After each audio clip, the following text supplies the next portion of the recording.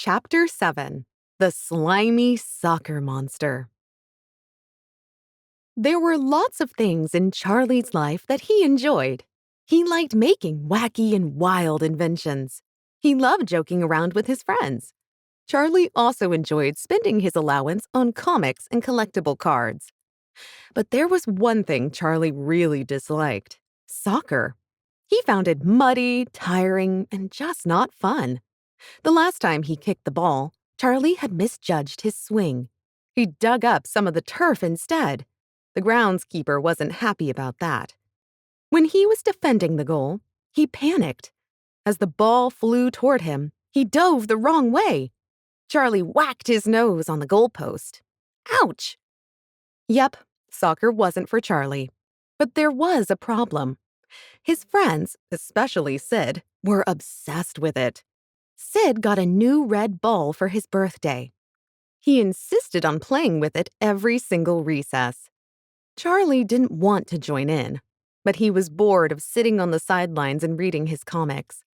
Charlie missed the days he read them to his friends in funny voices for the different characters. Charlie was thinking about this when he heard a "Watch out!" He saw the red ball zoom toward his head. Charlie fell backward off the bench. His finger ripped through the middle of his comic book page. Sid and Tally rushed over. They helped him to his feet. Sid looked at the ripped comic and laughed. "This is why you should play soccer with us instead. Reading is dangerous." "No, you kicking the ball like that is dangerous," Charlie grunted before he stomped off to class. He was fed up with his friends, only wanting to play boring soccer. And he was mad about the big hole in his new comic. Sid didn't even seem to care. As Miss Butterfly started telling the class about air pressure, Charlie felt his ears twitch. He made sure to pay close attention to what she was saying. "A ball is full of tiny dancing particles," she said.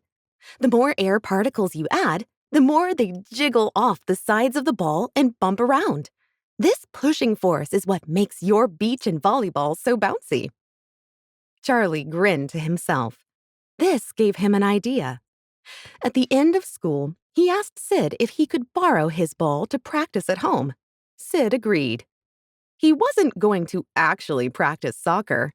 At home, Charlie let all the air out of Sid's ball. He filled the sink with water and Jell-O crystals. He had lime, raspberry, and orange flavored. Then, using his brother's bicycle pump, he pumped the lumpy solution into the soccer ball. Charlie shook the ball and listened to the slushy, sludgy sounds. He sneaked down to the basement. Charlie put the ball in their extra fridge behind his mom's broccoli smoothies. Yuck! The next morning, he grabbed the ball out of the refrigerator.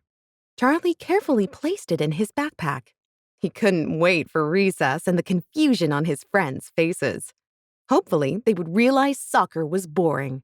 They would want to look at comics with him instead. Charlie returned the ball to Sid. He sat on the sidelines and watched the mayhem unfold. Charlie told his friends he'd hurt his foot practicing and couldn't join in. Sid gripped the ball with both hands. He seemed to notice something was different. Then, he threw the ball into the air. It made a strange slushing sound before it landed on the ground with a squish. It didn't even bounce. "Did you see that?" Sid asked his friends. "Yup, that's weird," Tally replied.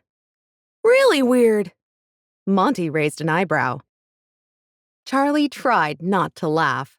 He had a grin behind his comic. They decided to start a soccer game anyway. But as soon as Sid kicked the ball, he fell to his knees. He let out a howl. The ball barely bounced. Then it landed with a slush and a slosh. Green, pink, and orange goo trickled from its seams and splattered across the grass. "Oh no! My soccer ball is morphed into an alien creature!" Sid gulped as he rubbed his foot. That kick really hurt. Tally stuck a finger in some of the goo. "Ew, slimy!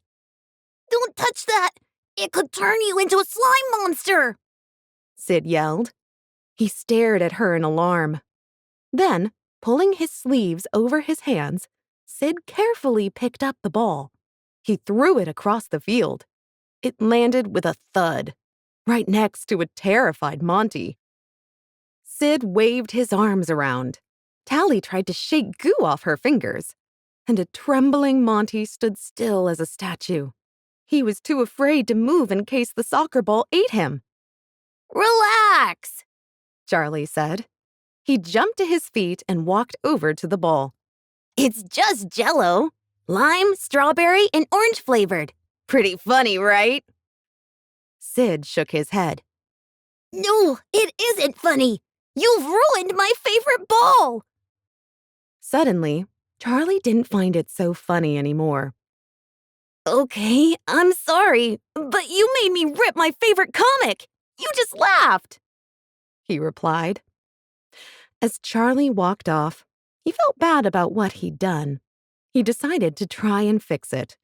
After school, he went to the store and used his allowance to buy Sid the same kind of red soccer ball. The next morning, he waited at Sid's locker and gave it to him. To his surprise, Sid pulled something out from behind his back. He gave it to Charlie. It was a new copy of his comic. Sid had also used his allowance to replace it. Both boys started laughing. They patted each other on the shoulder and walked together to class. From then on, they took turns picking recess activities. Charlie didn't stop pulling pranks, but he never made another Jell-O soccer ball monster.